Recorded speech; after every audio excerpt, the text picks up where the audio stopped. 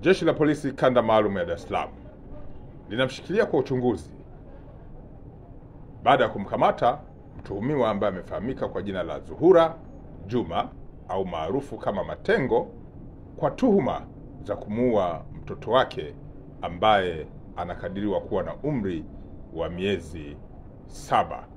Lakini wakati huo huo mtuhumiwa huyu aliwajeruhi watu wengine wawili ambao walifahamika kwa jina la Agnes Matias na Suleimani Abdalla.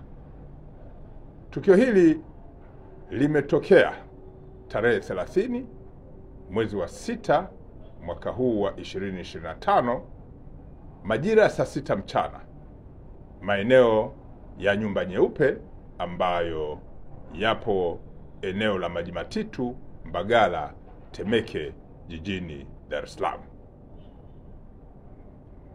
Mtuhumiwa huyu inadaiwa kwenye muda huo ambao nimeutaja na tarehe hiyo alitumia kitu chenye ncha kali kumjeruhi na baadaye kumsababishia kifo mwanaye ambaye alikuwa amelala kitandani.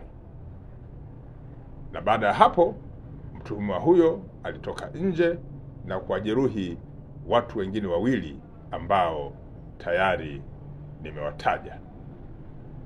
Kufuatia mauaji hayo, Jeshi la Polisi Kanda Maalumu ya Dar es Salaam kwa kushirikiana na taasisi zingine za kisayansi kwa pamoja wanachunguza kisa hiki na baadaye taratibu zingine za kisheria zitafuata.